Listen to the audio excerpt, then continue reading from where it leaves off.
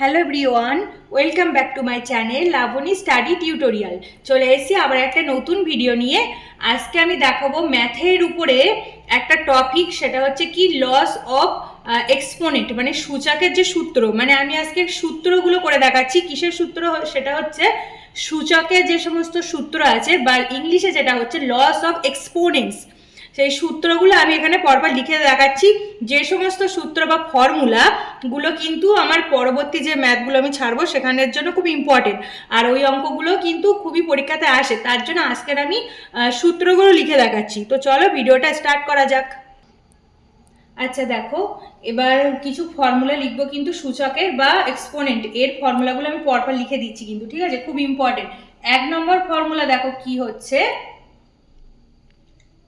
a to the power m into A to the power N, এরকম যদি থাকে, A to the power M into A to the power N যদি থাকে, তাহলে এটা গুণে আছে, গুণ। আর গুণে থাকলে কি হবে বলো তো, পাওয়ারটা যোগ হয়ে যাবে। তখন কি হবে, এ টু দি পাওয়ার এম যোগ মানে এন যোগ এন। তার মানে কি লিখলাম ভালো করে আবার বুঝিয়ে দিই। যখন এরকম গুণে থাকবে A to the power M into A to the power N, তখন আমি কি লিখবো, এই একটাই লিখে দেবো এ টু দি পাওয়ার, আর উপরে যে পাওয়ারটা থাকবে সেটা যোগ হয়ে যাবে। তাহলে হয়ে গেল A to the power M plus N. ঠিক আছে, এটা 1 নম্বর ফর্মুলা। 2 নম্বর ফর্মুলা দেখো কি লিখছি, যখন ভাগ আকারে থাকবে A to the power M by A to the power N, এরকম ভাগ আকারে থাকবে, তখন কি হয়ে যাবে বলো তো, ভাগের সময় পাওয়ার কিন্তু বিয়োগ হয়ে যায়, তখন হয়ে যাবে A to the power M minus N হয়ে গেল। ঠিক আছে, তাহলে A to the power M by A to the power N মানে হচ্ছে সমান A to the power M minus N. এটা হচ্ছে ভাগের সময় ফর্মুলা হলো। 3 নম্বর দেখো, যখন এ টু দি পাওয়ার এম তার উপরে আবার এন থাকবে, এরকম থাকবে A to the power M তার উপরে এন থাকবে, তখন সেটা কি লিখে দেবো, A to the power M N, M এনটা একসাথে গুণ করে লিখে দেবো A to the power M N. তাহলে এটা মানে হলো এই ফর্মুলা। নেক্সট দেখো 4 নম্বর। 4 নম্বরে দেখো A to the power M into B to the power M, এরকম যদি থাকে, A to the power M into B to the power M এরকম যদি থাকে, তাহলে এটা দেখো কি হচ্ছে, উপরে তো সেম সেম পাওয়ার আছে, উপরে যখন সেম পাওয়ার চলে আসবে তখন এটা গুণ হয়ে যাবে এ বি, মানে এটা গুণ আছে সেম হয়ে যাবে এ বি, যেহেতু উপরে পাওয়ারটা সেম, তাহলে A B to the power উপরে লিখে দেবো এম। এটা হলো। আচ্ছা নেক্সট দেখো 5 নম্বর, যখন এ টু দি পাওয়ার 0 থাকবে, মানে কোনো কিছু টু দি পাওয়ারটা যদি 0 থাকে, তখন কিন্তু সেটা হয়ে যাবে 1, এটা হয়ে গেল 1। ঠিক আছে। আচ্ছা নেক্সট দেখো 6 নম্বর ফর্মুলাটা কি হচ্ছে, A B to the power M এরকম যদি থাকে, মানে এই এ আর বি দুটোর পাওয়ারই কিন্তু সেম এম, তাহলে কি লিখবো ফর্মুলাতে, একবার লিখবো A to the power M into আর একবার লিখবো B to the power M.